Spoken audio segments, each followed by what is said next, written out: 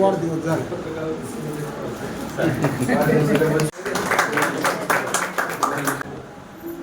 बार्शी नगर परिषदेच्या वतीनं राष्ट्रमाता जिजाऊनगर येथे प्रधानमंत्री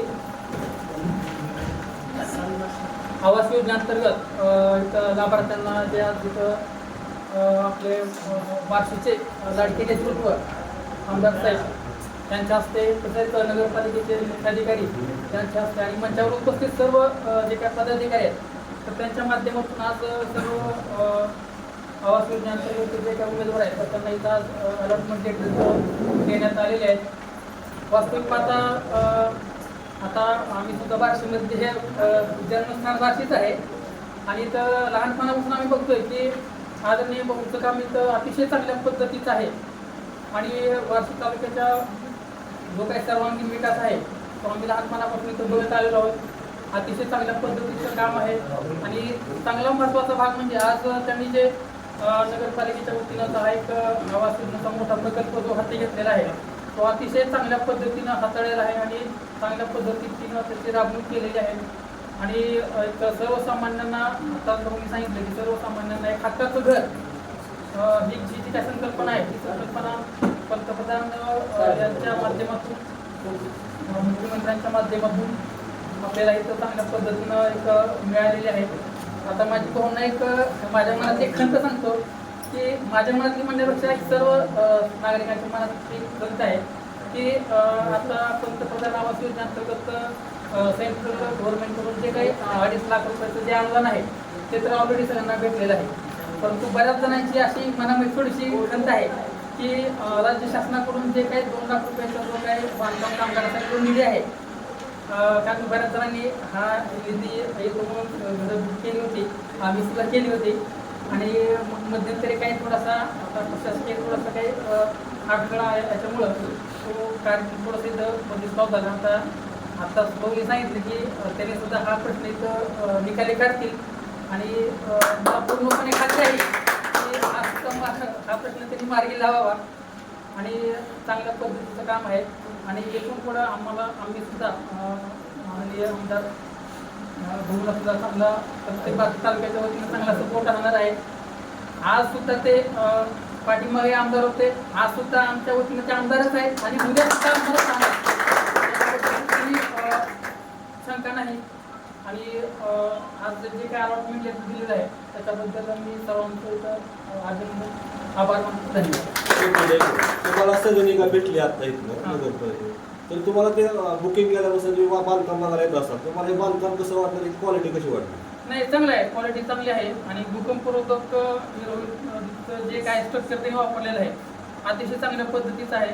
आता सर्वसामान्य आता आपण जे काही वैयक्तिक जे घरं बांधतो तर त्याच्यामध्ये आपण सुद्धा इतक्या चांगल्या पद्धतीचं क्वालिटीचं मटेरियल आपण वापरू शकत नाही. आता मी प्रत्यक्ष बघितलेलं आहे इथं त्याच्यामुळं चांगल्या पद्धतीचं कॉन्क्रीट आहे स्टील डिझाईन चांगली आहे बाकी सर्व गोष्टी व्यवस्थित आहेत आणि मला वाटत नाही काय तुम्ही कुठल्या गोष्टीची कमतरता राहिलेली आहे.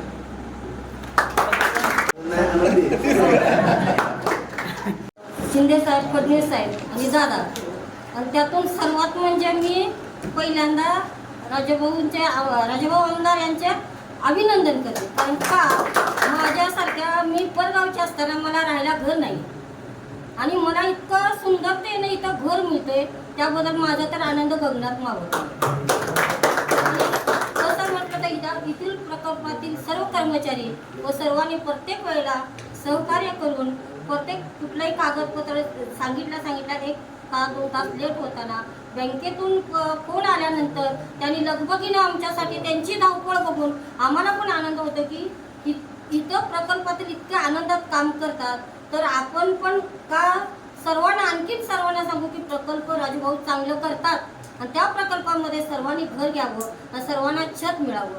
मी राहिल्यापासून प्रत्येक एरियामध्ये भाडं करत आले पण आता बघितल्यानंतर मला वाटते मला भाऊनी घर दिलं मला तर भाऊ नाही आहे पण माझे भाऊ हे भाऊ नसतात त्यांचे भाऊ राजाभाऊ राऊत असतात हे नेहमी लक्षात. आणि ही राबवलेली योजना इतकी मनातून झाली. सुरुवातीला आम्ही एक वेळेस माझा मुलगा रिक्षातून आम्ही जात होतो इतकं मोठं उपरिटाचं होतं आणि दाखवायला आणल्यानंतर मुलांना म्हटलं आई भाऊने इथं जिजाऊ नगरमध्ये योजना काढल्या नगरपालिकेच्या, तर आपण बघायला जाऊया. मी म्हटलं चल आपण जाऊया बघायला. बघितल्यानंतर आम्ही आलो, इथं आनंद वाटला. सर्व प्रकल्पातील काम करणारे त्यांनी आम्हाला समजावून सांगितलं की हे करा, इथं बघा. आणि इथं आल्यानंतर लहान मुलं सुद्धा ते काम करतात, तिथं काम चालू आहे म्हणून इतकी दखल घेतात की लहान मुलं सुद्धा तिकडं जाऊ नये किंवा त्याच्या अंगावरती का तर पडेल, लागेल, सवरेल, इथं पासून ते दक्षता घेतात. आणि विशेष म्हणजे बार्शीचे आमदार आहेत, सगळ्या देशातून राजाभाऊचं नाव सगळीकडे जातं. मी काय जास्त मोठी कार्यकर्ते नाही, पण माझ्या जी मनात वाटलं की माझ्यासारखी परगावाहून येऊन, मी इथं 30 वर्ष झाले बार्शीमध्ये राहते. मी कॅन्सर हॉस्पिटलला काम करत होते सुरुवातीला. मी 30 वर्ष झाले इथं राहते, पण मला घर मिळालं नाही. आणि घर म्हणजे कसं, मला 4 मुलं, 4 मुलांचं शिक्षण, त्यांचं लग्न, त्यांचं हे. आता जागेचे भाव इतके वाढलेले आहेत. 10 लाख 15 लाख गुंठा जर घेतला तरी त्याला 20 लाख रुपये, त्याला बांधकामाला, त्याला पाणी आलं, त्याला सर्व हे आलं. तर न काय करता आपलं न कष्ट जाता भाऊंच्या कष्टामुळं आपल्याला जर एवढं चांगलं योजनेतून घर जर मिळत असेल तर इतकं आनंदाची गोष्ट कुणालाच नसेल. आज महाशिवरात्री वाटतं की उपास धरल्या, पण मला वाटतं मी भाऊंच्या नावाने उपास धरलाय का काय. मी या घरात येईन असं मला अपेक्षा आहे. आणि भाऊंनी ही योजना जी राबवली त्याबद्दल नगरपालिकेचे शिवसाहेब, सर्व मान्यवरांचे व सर्व कर्मचाऱ्यांचे व सर्व पत्रकार बांधवांचे, सर्व प्रकल्पातील आपण योजनेतल्या त्यांचे सर्वांचे आभार मानतो.